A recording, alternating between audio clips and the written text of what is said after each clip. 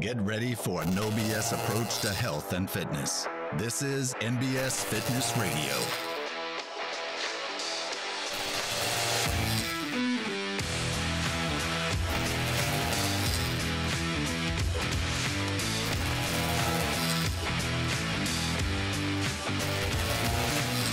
All right, welcome back to NBS Fitness Radio. I'm here with Leanne and Dale Foster of Neurosource.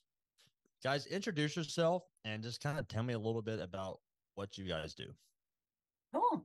Well, I'm Leanne, and my husband Dale and I have been running this pony show for, well, over 20 years together, and he's been doing this for over 35 years. And we basically help people become independently healthy by giving them the experiences and tools to retrain their brain and their nervous system and the physiology of their bodies. Why do they need to retrain it? What kicks it in the wrong direction? How does it get there? So many things. We have so many environmental toxins that we're dealing with right now. And EMF, non-native EMF, right? Because the earth has the Schumann resonance that's very healthy for us. But with Wi-Fi and all these, cell phones and all these things, it's just energies that the human hasn't been living with forever. The blue light on these, on the phones and the computers. All these things are new to the human. And so we're having a hard time. So we do brain mapping, and we see kids' brains, and there's an alarming trend that these brains are low in power, and they almost look like a dementia brain. And it's not that our kids are lazy. I don't want to hear that anymore. Our kids have had to deal with, from in the womb, more chemicals and more non-native stressors than we've ever had in human history.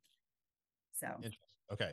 Trauma, emotional trauma is just passed down generation after generation. And we live in a consensus reality of trauma.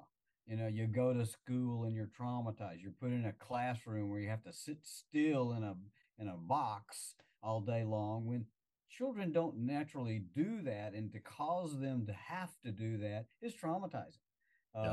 And just all kinds of social, emotional trauma from just living life without enough of the opposite. The opposite of traumatization is unitive experience, where you have loving and nurturing and healthy social environments and nutrition, and you feel safe. In our city, it's very hard to find a place to feel safe. The entire city, it's crazy. So we're living with this craziness, and so we get dysregulated, and quite often that's the source of emotional anxiety and depression and suicide, because we haven't been put back together as much as we've been torn apart. And there's a deficit of health, and it leads to dysregulation, and it needs to be corrected to get back on a normal, healthy path of growth and enjoyment and love. You don't go around loving your neighbor. You go around shooting at your neighbor these days. And so we have to work really hard to pull ourselves back together, and we need to cooperate. People have to get involved in helping us heal and grow and evolve, rather than tearing each other down and traumatizing each other. Okay. Talk to me about the brain maps. Like, when you're able to map this out, like what are you mapping specifically? So we do what's called quantitative EEG. Okay. So the brain runs on electricity. Every thought that you think is a unique pattern of electricity that affects everything. It affects your hormones, your movement, your understanding, your ability to communicate. So the brain has functional networks. Okay. there's this area we found in the left prefrontal cortex, which is it's kind of the driver's seat. It's where you're conscious of what you're doing and you're able to focus on what you're doing long enough to accomplish a task that you have decided to accomplish for whatever reasons you have. And it also has to regulate your mood. Because if you don't feel like doing something, you're not going to do it. And we found that if that left prefrontal cortex is underactivated or dysregulated, you're going to feel depressed and you will probably have a hard time focusing. But when it's well regulated, you'll have optimism and you'll be able to focus and accomplish the things you want to do. So we see a lot of kids diagnosed with things like ADHD. Well, it's a dysregulation in the brain. Well, normally the pharmaceutical medical industry will just throw stimulant medication at these kids, which can make them worse. They don't look at the brain. Doctors write prescriptions all day long without looking at the brain, and they're affecting it profoundly. And giving these kids stimulant medication makes them anxious, it stunts their growth, it changes their genetic expression, and we give it out like candy. And it then becomes a street drug because these kids that don't like it, they collect it and sell it as a stimulant on the street market. So we've gotten into a pattern that is really dysfunctional. Okay, going back to the brain scans, essentially you're tracking kind of electroactivity across the brain, and you can say this is electroactivity we should see in a healthy, full functioning brain, and then this is this lack of that activity or dysregulation of that activity shows us that something is going on incorrectly here. But here's my question: what's it look like in that same area when the kid does have ADD or is given Adderall or an ADHD medication? Have you seen a brain scan of a kid who's on it? Yeah. So if you have an area of the brain that's dysregulated, you give a person a drug for that, and it doesn't affect that area of the brain. Okay. It affects every network in the brain. It affects every brain cell. And so it's like a shotgun approach. Yeah, okay. It's not precise. It's not personalized. It's ineffective, so much of the time. And it predisposes a child toward addiction later because these drugs are addictive. They have the same pathway as cocaine, but they're not the same strength. So you're predisposing your brain to that. And when they take these things like stimulant medication for years, they build up a tolerance, and they have essentially they have altered their brain toward another type of dysregulation. So it's not effective. But what we do with the brain map is we can look at all the networks and we can train them to cooperate, because the reason one network is dysregulated is because it's not well coordinated with the rest of them. And so we can train those networks to communicate better, to share them. So the brain is an information system. It's sharing information with those squiggly electrical EEG lines, and it does it on the millisecond level, very, very fast. So what we want in a healthy brain is a brain that talks to itself, communicates with itself, gets activated by other networks because we want to, we have free will, and we need to be educated about how to do that. A lot of it is what maturation is. We get our brains able to communicate, not just with its own self, but with other brains. We have to be socialized. We have to be able to access consensus reality if we want to get along in consensus reality. And the brain, what we use are optimal databases. So we can look at a brain in 12,000 voxels, compare it to the optimal, and see if it's underactivated, overactivated, communicating well. Because it can be overactivated in some areas, but underactivated in others. And I want to make a comment here, because I don't want to shame parents who've put their kids on stimulant medications. All the medications in the psychiatric world were originally intended to be used short term, and they can be effective short term. And a kid whose brain is underpowered and understimulated is the kid who's going to take Adderall or Ritalin, and they're actually going to do better because it's given their brain some energy. But we really need to be coming up with a long-term plan to help the brain re-regulate itself rather than getting that brain addicted to that chemical, which over time downregulates the body's own dopamine system, which is the opposite of what we want to happen. So I don't want to shame anybody. There's times where it is appropriate. When a kiddo is suicidal and they're failing school, it can be very appropriate and helpful to have them on those meds for a short period of time, but we need to come up with a long-term solution that's training the whole system. Okay. So what are the tools that you guys use to help train these brains and get them back to regulating optimally? Well, we've been doing what's called operant conditioning for a long time. We learned how to train rats and cats and dogs, and we found out that humans can be trained just like a rat can. You can reward something and it increases. So what you do is you have to be able to measure it and present the reward in a timely manner for that organism to learn how to do it on its own. So operant conditioning is basically what we do with neurofeedback. We have to measure it, show it to that organism, to that person fast enough, and it has to be rewarding enough. An adult, could watch a green dot because they know what they're doing. But a kid, we might watch a Disney movie that fades out as they get worse and fades in as they get better. And if they want to watch the movie, they've got to optimize those functions that we're working on. So it's like the cheese, moving the cheese just right, and the rat will learn the maze. But it happens so quickly. It's a physiological training. It's not cognitive. They're not thinking their way into this. And then we use neurostimulation that's very safe and very, very personalized in the moment to help. If a kiddo's brain is so underpowered that they're having a hard time learning doing the neurofeedback, we can stimulate their brain very safely and non-invasively to kind of push it a little bit into the zone that we want it to learn to be in.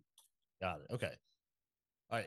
Can you go into a little more depth of like what is happening?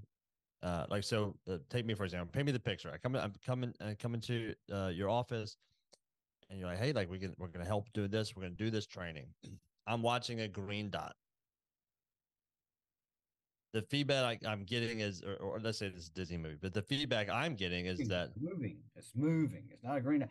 So it gets bigger as a reward and smaller to remove. It's like giving it cheese and not giving it cheese. Gotcha. So I know 2 times a second. So this is technology that's faster than you can think. Like Leanne said.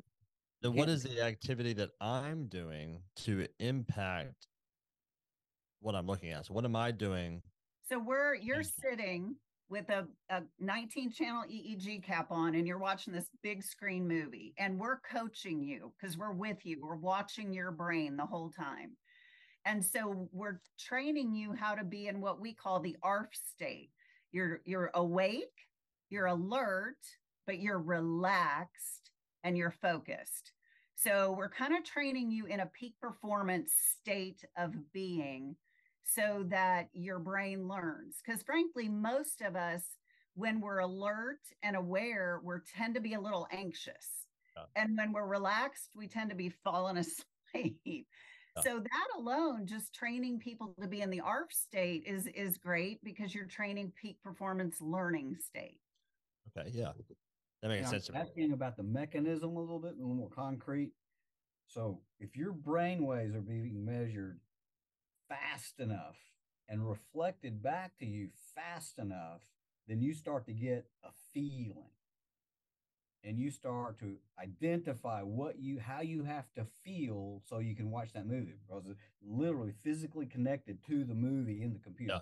And it's not our words coaching you. We just try to get you focused. So if you focus on the feedback, you will start to get a feeling. It's kind of like riding a bike. You can't talk somebody into knowing how to ride a bike. You can give them all the words in the world, but they still don't know how to ride a bike until they get the feeling of balance. And we're training the state that is the optimal performance state that allows them to optimize, mood, optimize arousal, optimize focus, optimize self-control, optimize the ability to listen. But it doesn't matter. It's kind of like the rat. If you ask the rat, what was it like to run the maze after it learned it? What would they say? I don't know. I just took lefts and rights. Well, I always ask this, but I remind them that the rats don't talk. Yeah. They will say nothing. Yeah. Okay. But they learned it because they learned it at a cellular level. They're changing the very biology that runs their information system. And it happens at the speed of light. Electricity travels at the speed of light. And we're doing that all the time. We're quantum beings and we're feeling something all the time. And when we want to feel a certain way, if we look at the brain network that causes that, if we want to function a certain way, we can look at that function in the brain. We have functional networks. So you can learn to regulate mood, motor activity, thought, impulse control, all kinds of stuff. If you want to feel a certain way, we can help you exercise that neural network responsible for that function or that feeling. So some people come in for peak performance training, cognitive, like, we've had some pilots who want to come in and make captain. And so they'll come in and do training. Sports teams are using this more and more because, so much of, you're an athlete. How much of that is mental, right? And the physiology. Yeah. They had a series on Netflix called A Quarterback, and Kirk Cousins he had the equipment on and was doing training in his car. You could see him kind of doing his training. So that's very interesting. When you're watching someone, what are you guys saying? Like, how do you introduce it to someone? What do you are there coaching them to a degree? Is like, what are you saying to that person? So before anybody makes an appointment with us, they have to have a phone consultation because we need to help people understand what we're doing here. Right? This is not new. This has been being done for decades. The military has been doing this for a very long time, but it's not conventional. Yeah. So we want people to understand that this is a process we're doing with you. It's a training, not a treatment. Yeah. But, when we're coaching them, we're really, like Dale said, we're not using a lot of words. It might be things like relax your jaw. We can see in the EEG when they're tight. We can see if they're, burrowing their eyebrows. We can see if they've got muscle tension. So we're trying to help them relax and just allow the experience to happen so that their body can learn, because our words and our thinking mind get in the way so often of our learning. Oh yeah, I can. Yeah. Can relate. Most of all, we encourage them to notice the reward. Yeah. That's what the rats had to do to learn the maze. If they didn't see the cheese, they wouldn't move toward it. So it's easy for a rat is hungry. So a kid comes in and they don't particularly care to be here. And they don't particularly care for this movie, even though they chose it. And they're bored and they're distractible and they want to get their iPhone out, and do something else. So we encourage them to notice the reward. And with some, we do a point system. Every time you get your brain to move toward optimal, like every 2 minutes, we'll get a bar graph that pops up. Every time you get a better score, every 2 minutes, you get points. And when you get 1,000 points, you get a prize. So it's behavior modification. like a coach would do. If you get more tackles, you're going to get something on your helmet, whatever. We have to personalize it. What's going to motivate this person if they're not motivated? Most of the time, they're well motivated because they know they've got to do better if they want the rewards of whatever school or sports or job. Okay. So, like in the analogy of training, like I'm going to use something like learning how to do a bodyweight squat.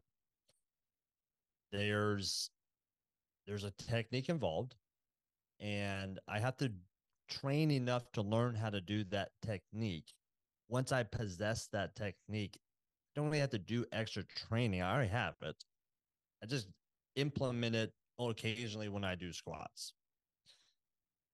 But then the other side of that equation is if I want to improve my squat strength, I must continually train. And there really is no end point. The more I squat, the better I get at squats. So, like using those kind of analogies, maybe they're not the best analogies, but like how does this apply? Is it hey, after enough times you kind of have the kind of the tools and tactics, now just implement them in your life? Or is it like the more you do, the better you get, and that's like a forever process? Yeah, you automate it, you habituate it, and if you don't do it enough, it doesn't become a habit. But once you get the habit, it's hard to stop. Yeah. Got it. Okay. Yeah. Yeah. It feels how better. I now exist. Yeah. Well, and the process of neurofeedback upregulates dopamine function. So now you've upregulated the whole motivation system. So neurofeedback should not be a lifelong thing. Like we don't feel like we're doing our job if people aren't done through the package. And every person that we see here, we aren't doing some protocol that's done on a bunch of people. Everybody gets completely individualized treatment. But our goal is to get them out of here, and so that their brain is now on a forward moving path. And unless something happens like a head injury, God forbid, which we treat head injury. Yeah. No, but they should be good to go. Yeah. So essentially it's like we're going to teach you these tools and tactics, and then like the feedback is going to show you that like this feels better. And then you're going to essentially just seek that out because it does feel better. And you should continue to get it. But like, let's say I come in, I do some neurofeedback training. I got it. I'm like, this is great. COVID happens. My business gets shut down. It's like stress, trauma. Trauma. Is it like, is there an instance where it like that, where like, man, like, I feel like I've kind of lost it a little bit. I need to kind of get back and get some more kind of training back in. Yeah, sometimes people do. They encounter those traumatic or stressful situations, and they'll come back in and say, I just need a boost. Yeah, okay. Or kids, we've trained kids who've been maybe 7, 8 years old for ADD, and they come in high school and go, I want some more sessions because I'm about to take the ACT. Okay. So just a boost. But by the time they've already learned that skill, it doesn't take much to get them back on track. That makes sense. Most of the time, it's like training wheels. Once you learn how to ride that bike, you take the training wheels off because they got in the way. They slow you down. But you might be upgrading your bike.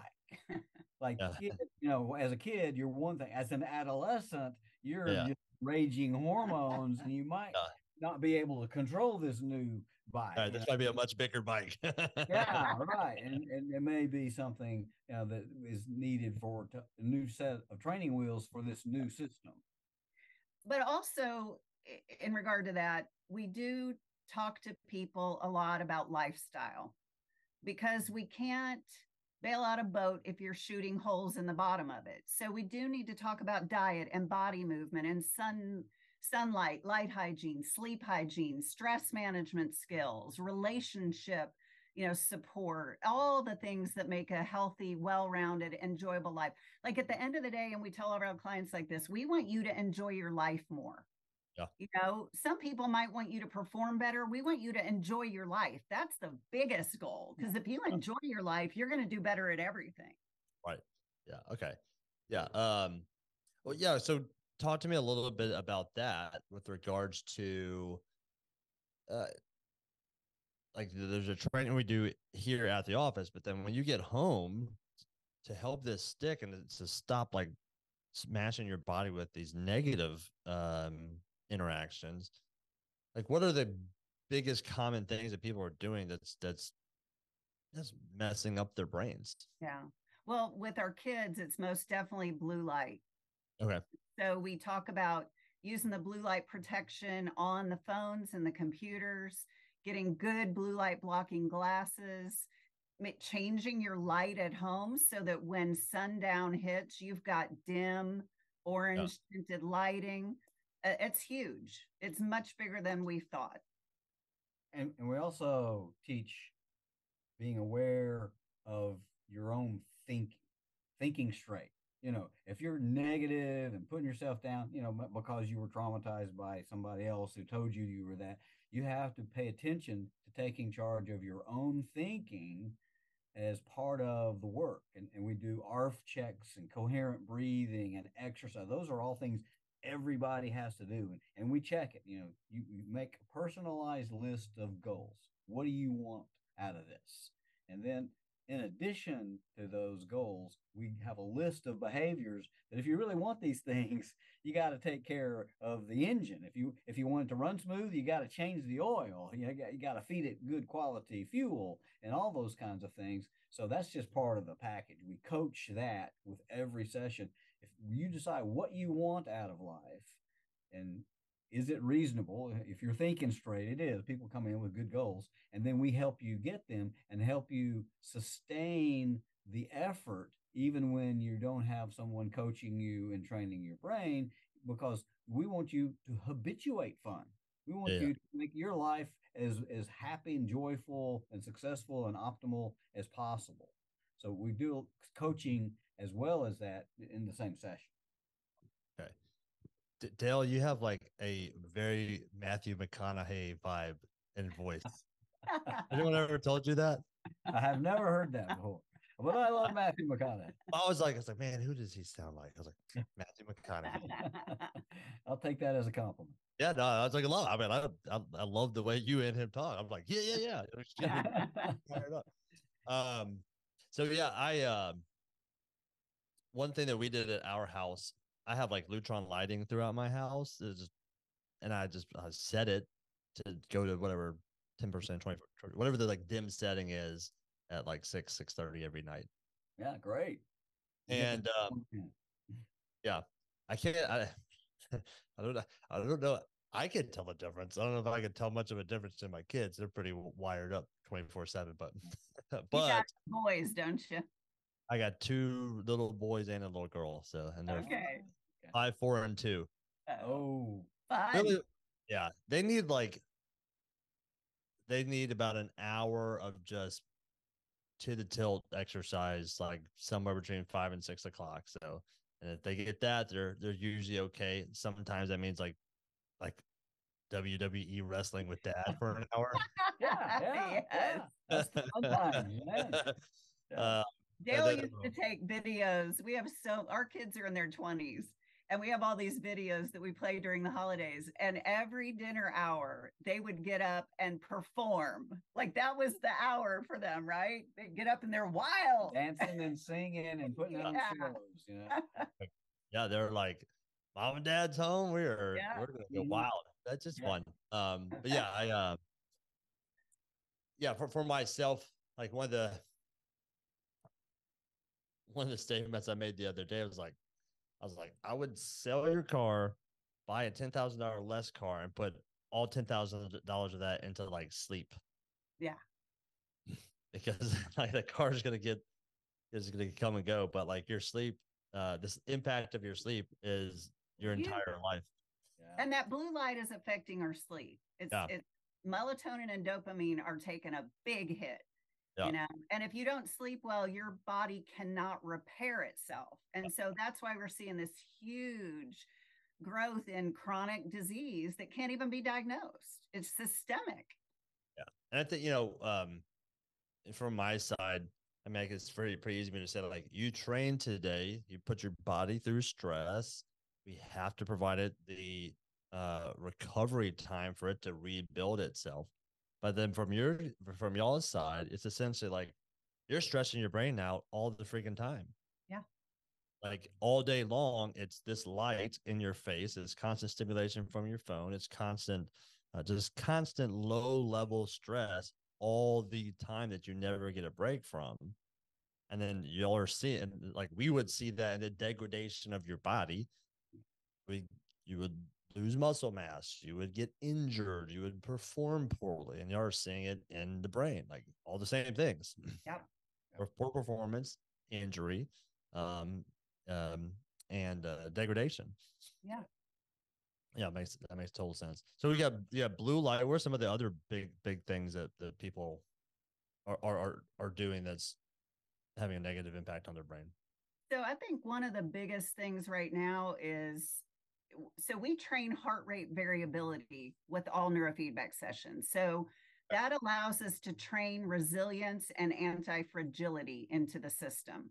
So we can do that with tech, but I think we need to start at very young ages. So we give our families this exercise where we have them, unfortunately, our brains evolutionarily are geared to look for what is wrong and what might hurt us, right? That's just the salience that we're going to notice. But we can train our brains to look for what's beautiful and funny and amazing and heartwarming, right? And so like we train our families in the morning. You're having breakfast and you remind everybody every day is a treasure hunt. Right. And our job, all of us, is to go out and look for what's stinking beautiful and amazing and funny. And, and when we come home tonight, everybody's going to tell their tales. We're going to hear from everybody. What did you see today and experience today? And how did it make you feel? Like we have to train people to feel excited and just, on fire and happy. We got to train up that dopamine.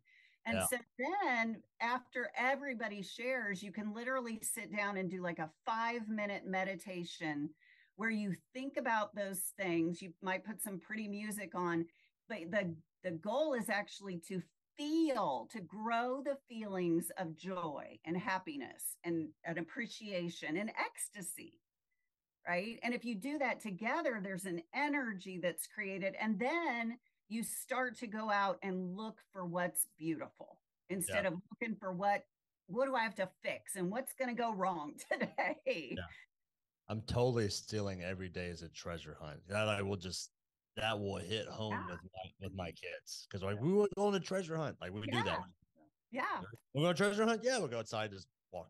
But I still love that. So I love that. Yeah, because when we all go out and think about what's wrong or have to solve, like every time we get angry or frustrated or scared, our immune system drops about 70% for 7 hours. That's just one instance, right? But 3 to 5 minutes, once you get used to this ecstasy practice or joy or happiness practice, 3 to 5 minutes can bring that all back up online.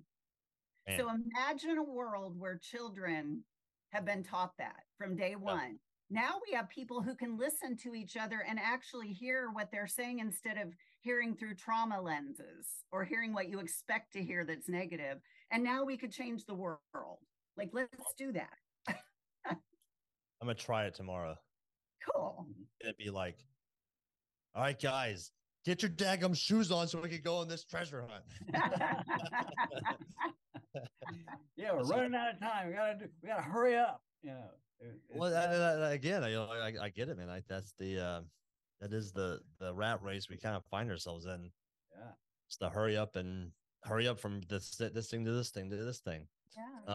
So I love the idea of just kind of like training ourselves to slow down a little bit. Let's focus. Like when we get wrapped up in this stress, high anxiety, go, constant kind of feedback. It's hard to bring it back down to a parasympathetic.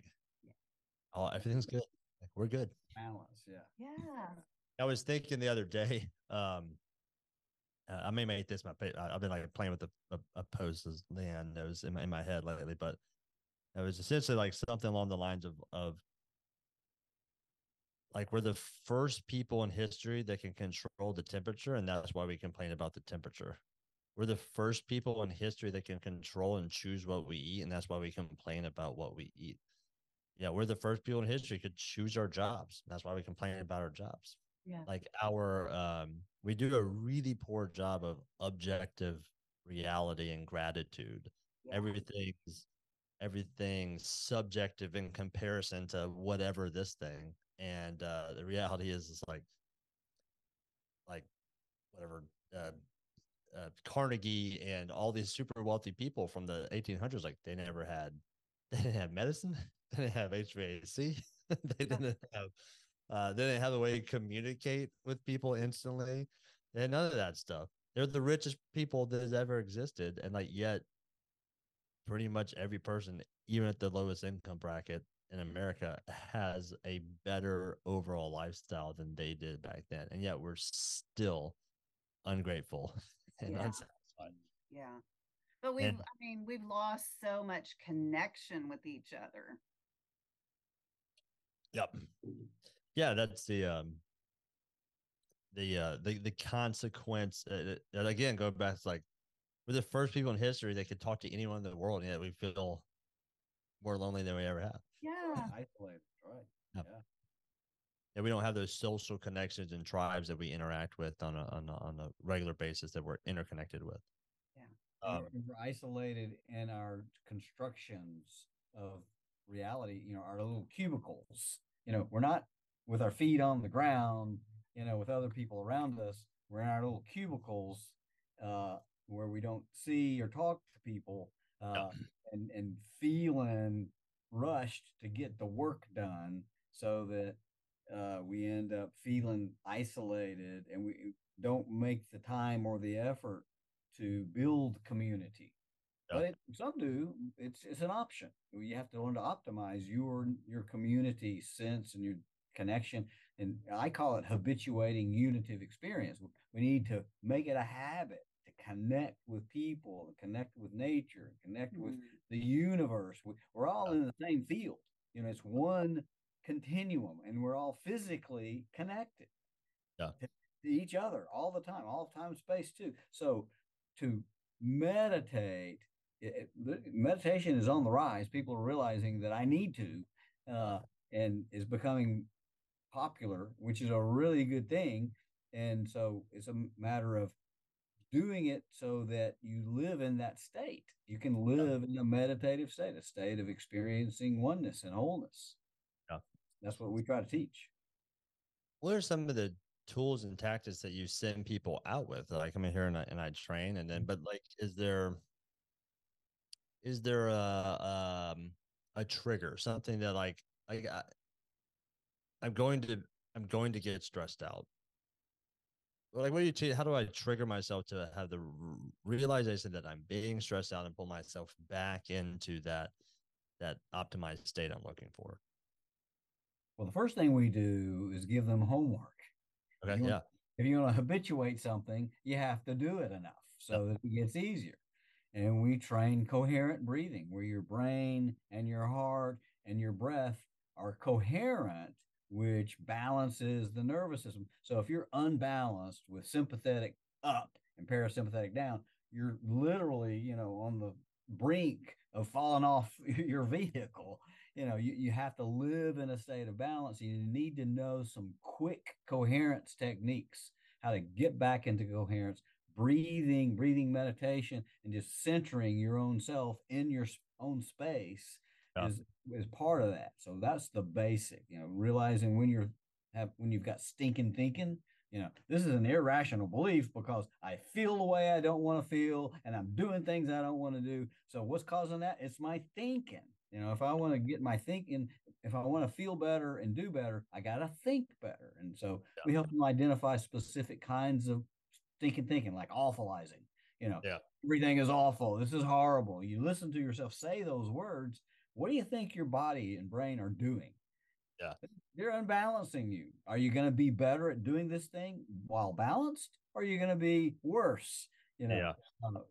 So you learn to get balanced, learn to do the breathing meditations, learn to get the thinking straight, learn to eat right, learn to hydrate right, learn to sleep right. And then you're resilient and anti-fragile and bumps and potholes don't bother you. Your shock absorbers can handle it, but you got to train up to that.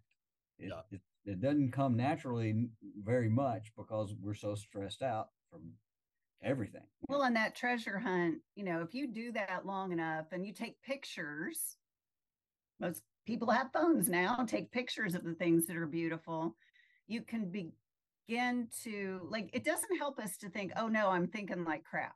I mean, it's a first part of awareness, right? But whatever we focus on, we get more of. So you have to have the replacement ready.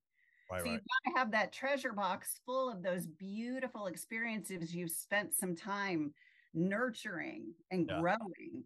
And, for adults, we really love Joe Dispenza's work. His meditations are more like an amazing workout. Because music and the hypnotherapy and the visualization. And so there's some really cool tools that you can use to get trained up in that. Yeah. One of the things that I heard that I thought was very helpful is essentially, if I find that this is kind of going haywire, sometimes it's hard to use this to get this back. Yes. But I can use this to get this back. So the idea being is like, it's the breath. It's like, man, I find this is going out of control. Get my breath back under control. Let me just focus on my breath. Yeah. Now when that gets back under control, yeah.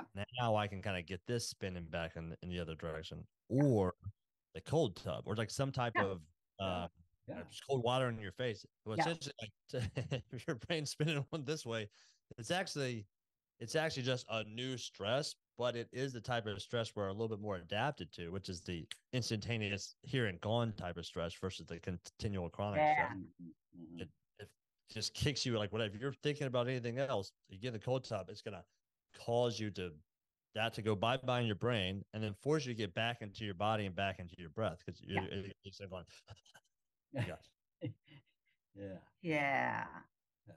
it forces yourself to calm back down, and then you can kind of now I've got this thing, it was spinning this way, I've got it stopped, and now I can kind of get it going back in the other direction.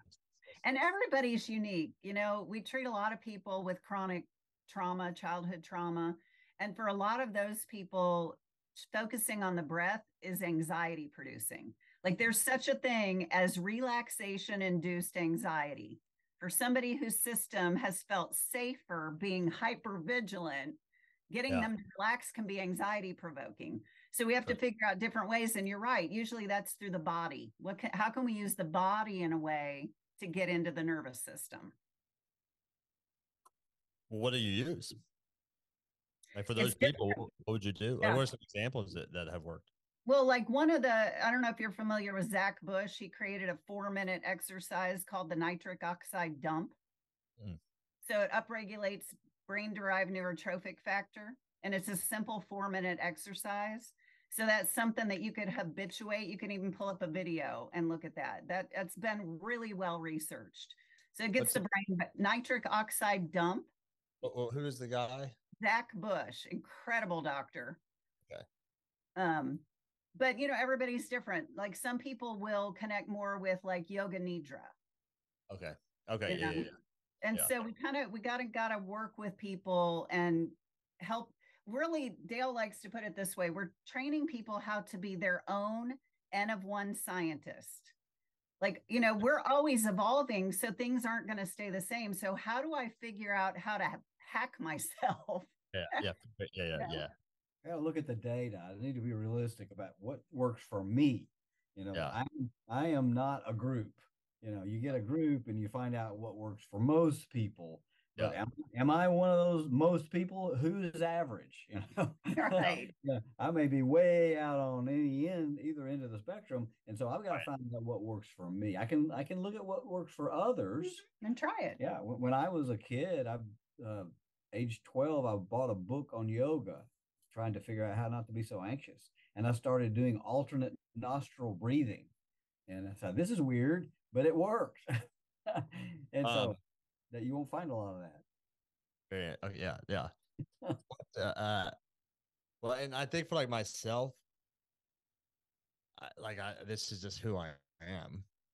I've always been the knucklehead that's like, I'll try that. Let's see how it works. Like saunas, let's do that. Cold tubs, let's do that. Let's do the crazy breathing stuff. Let's do this. Do this. Let's try this exercise. Let's rock. Like take my shoes off. Like I love the hacking things, but I do find that like sometimes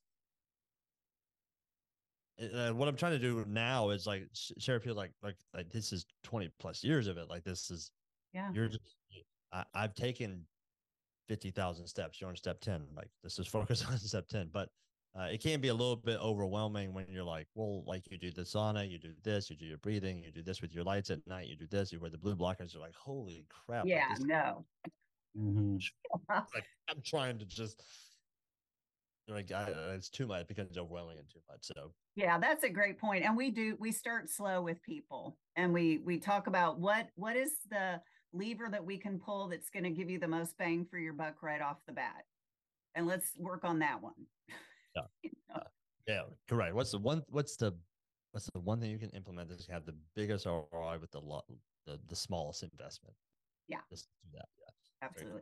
But you said something that I want to talk about for a second, at least. You said, take mushrooms. So we will be involved. We've already been involved some with MAPS, and psilocybin and MDMA will be legal for therapeutic use. And you need to make sure you've got a trained therapist. And we already do ketamine therapeutically, meaning we're not just putting an IV or a drug in people. Where there's therapy involved, there's preparation. We're with them during the experience. They may do neurofeedback with ketamine, which changes the brain extremely quickly.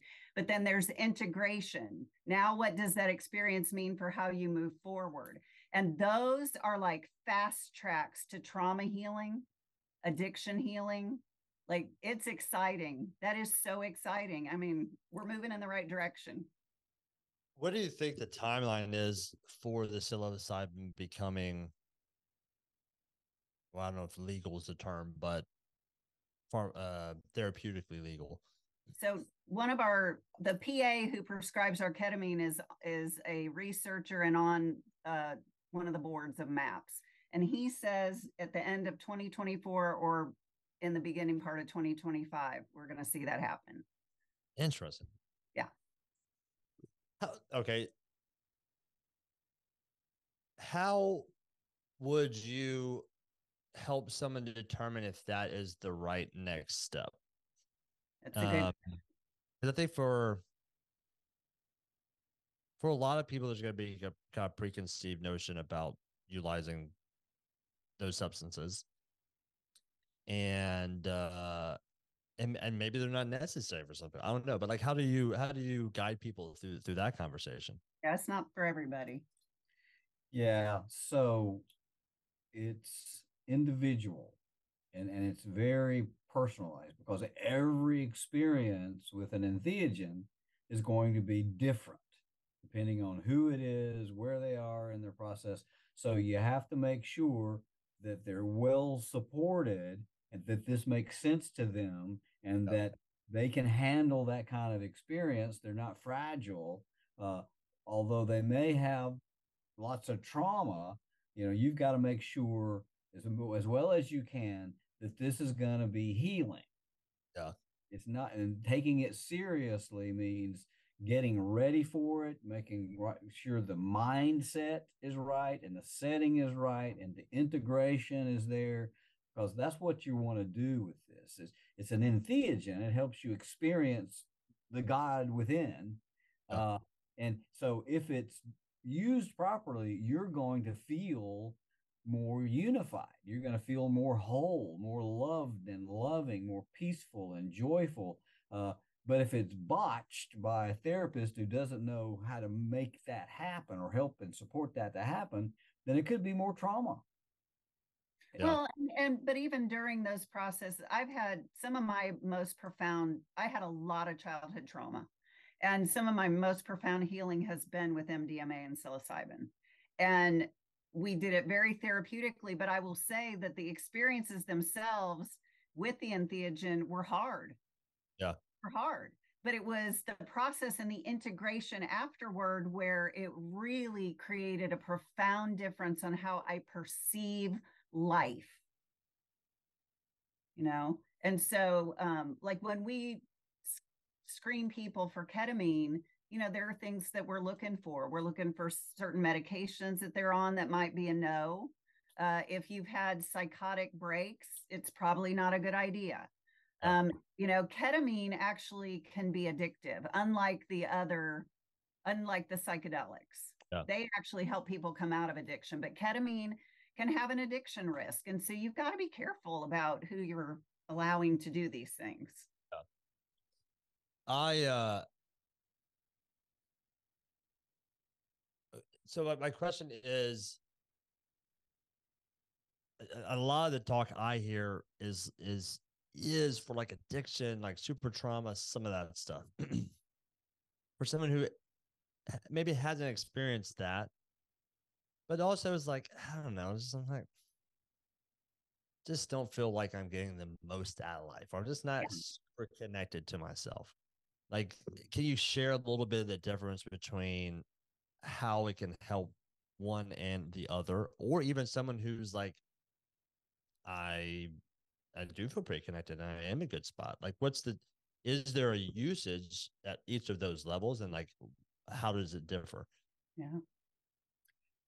Well, what the mystical experience has been in the literature, and that's what religions come from. The purpose of a religion is to reconnect or religament us to the universe, to the oneness, to God, to spirit. So if you do an entheogen, you will have a profound experience if you do it properly. And that profound experience, quite frankly, we haven't found many other ways to have that. I mean, meditation schools say you can train for 40 years and have those. Who's got 40 years to train before they get integrated and feel well enough to actually live instead of kill themselves? Right. So these are super duper fast highways to the experience that's going to make you love everyone. Yeah. Because you have a unitive experience, you're not going to harm anyone else because you're one with them. You see others as part of you.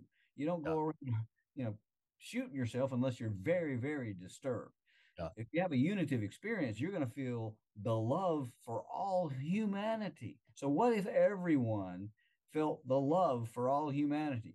We wouldn't be having wars anymore. So there are risks, but I think we're realizing at this state of the world, those risks are worth the benefit. Yeah. Honestly, if we don't do something big to remind ourselves that we're all together, we're one in this, and we better step up and start loving each other, or we're going to be extinct. We got to love each other, love the planet, love life. And that's what you do when you go up on the mountain and see God. You come down and say things like, God is love. God is one. God is infinite. And whether you use the word God or not is immaterial.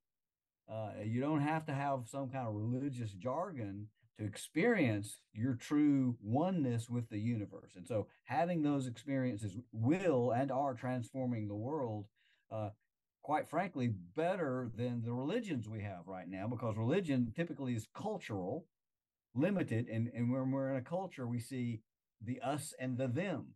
You're not with me, you're against me because you're X and I'm Y. And that's what our cultures do. They divide us. These are experiences that are legitimate, that you come back more whole, more healed, more healthy, more generous, more loving, more peaceful. That's what the religions are trying to do traditionally. Well, and a lot of, healthy people who might not have a lot of trauma or, addiction or anything to deal with are using them and coming up with very creative ideas about how we can move forward. So it enhances creativity, it enhances productivity, empathy.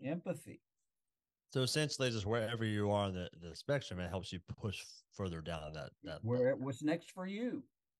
And you're unique in the whole universe. And one interesting thing that's already in place is that you can now apply for a compassionate use certificate.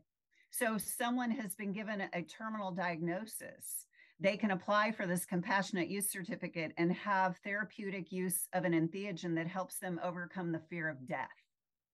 Like, that's awesome. And live the rest of their life having fun rather than trembling in the face of death. Is that state regulation or federal regulation, or both? Federal. So there's some interesting things going on now. The Supreme Court years ago ruled that any religious institution could have its sacraments. So there are actually legally protected churches in the states that will serve psilocybin, ayahuasca, different medicines, and they're protected. They have to do it under their church. So there are places where you can go and join a certain church, and the healthy ones have an entire community and environment of healthy therapeutic support around them. A culture, a healthy culture. There's one called the Church of the Sacred Synthesis in Austin that is that way. So there are some legal ways to do it. And, you know, we are all for legality. Like, we're not going to be out doing these things until they're legal. What's the balance here between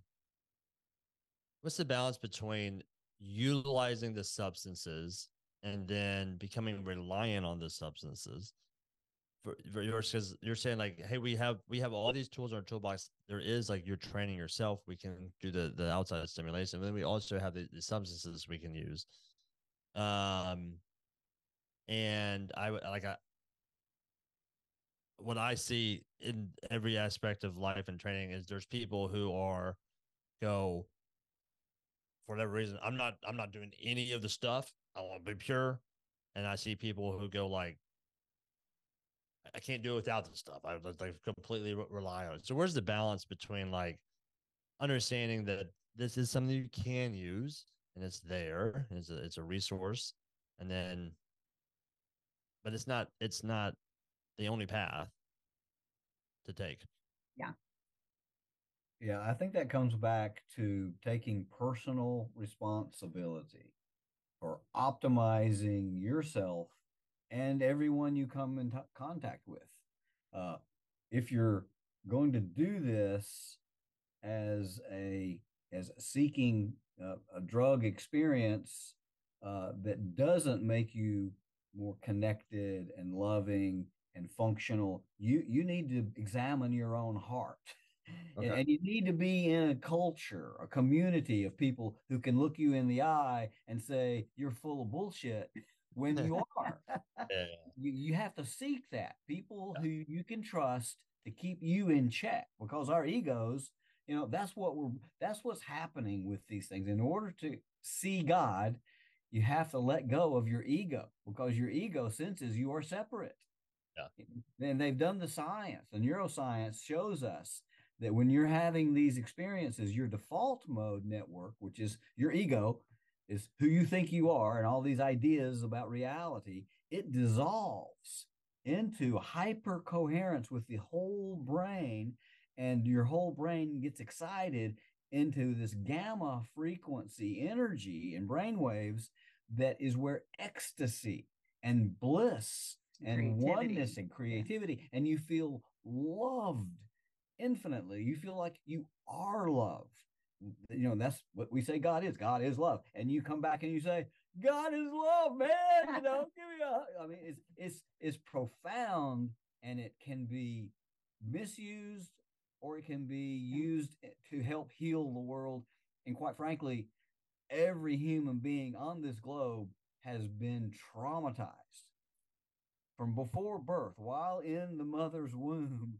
You know, there was an individual being traumatized, you know, by consensus reality. Consensus reality says that your worth is how much money you got in the bank. Your worth is what you can do for me. You know, your worth is how pretty you are, how many movies you've been in. You know, all this garbage that we're taught by consensus reality is ongoing, constant trauma, because it's not true. Mm-hmm.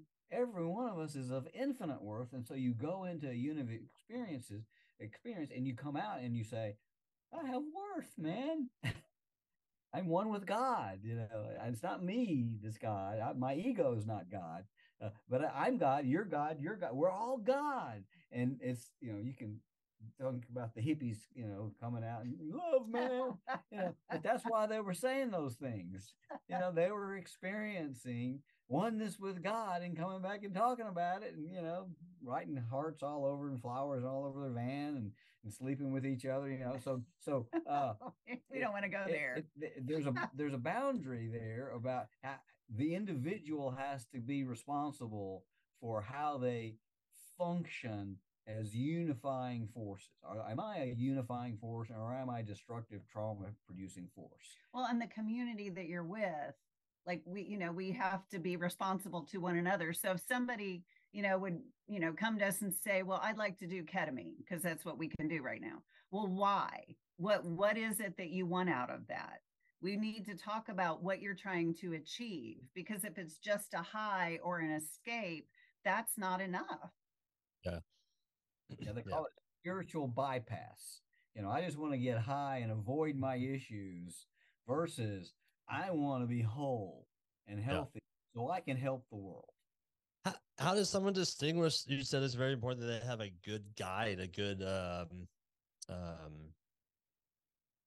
to think the word that you use, facilitators, leaders. Yeah. How do you distinguish that? So there will be, that's one of the things that they're working on right now. That is the reason that it's not legal right now, is because they're working on how they're establishing the standards and the values and the training that facilitators will need to go through, so that we're making sure that we're getting proper, ethical, high level care. Because when people are under an altered state of consciousness, we need to have even more ethic and care with them. Protection. Facilitators need to create a container so that this person who is out of touch with consensus reality won't be taken advantage of. Yeah. And that has happened. I mean, we all know that that's happened. And so there are a lot of groups that we've had some encounters with who are trying to establish a very high ethic. And so eventually there will be websites where you can see who has the certification, what kind of ratings do they have. And then at the end of the day, people need to, if you're going to go try to find a counselor or a coach or whatever, you need to make sure that there's a chemistry and a connection and a value, that your values are similar. Yeah. Awesome. But how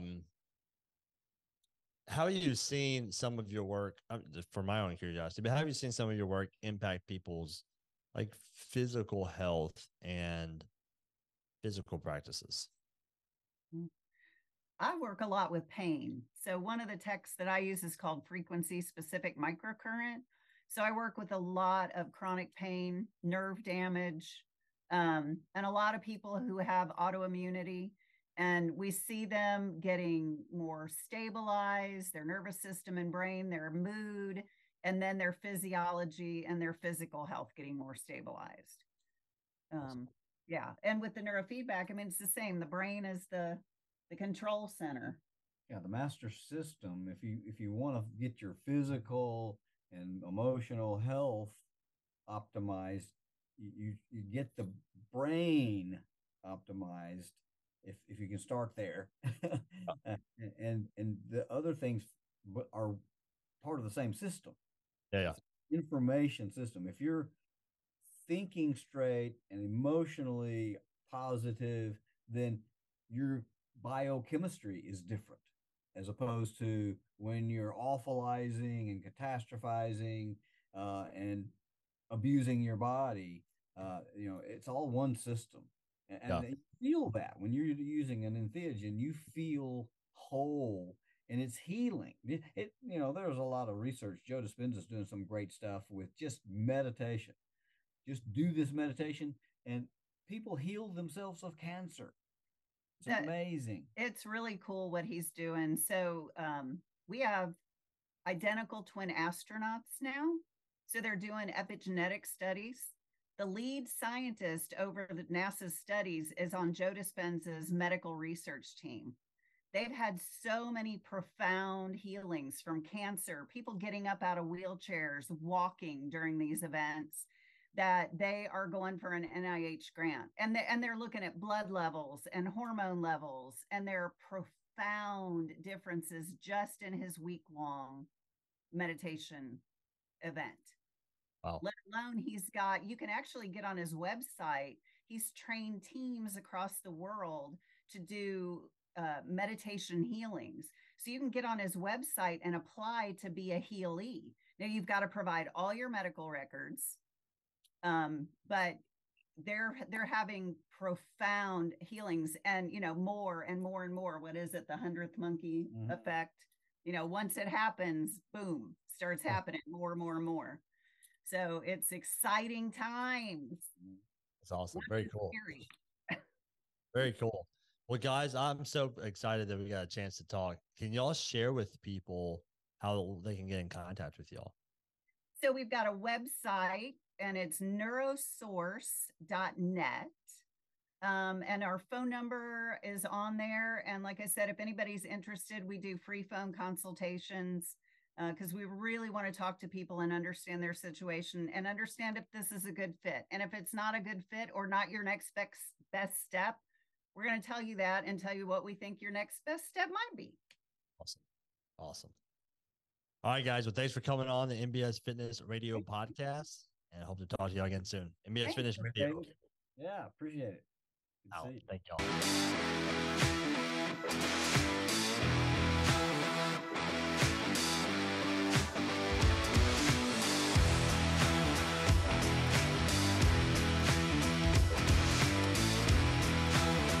Thank you for listening to NBS Fitness Radio.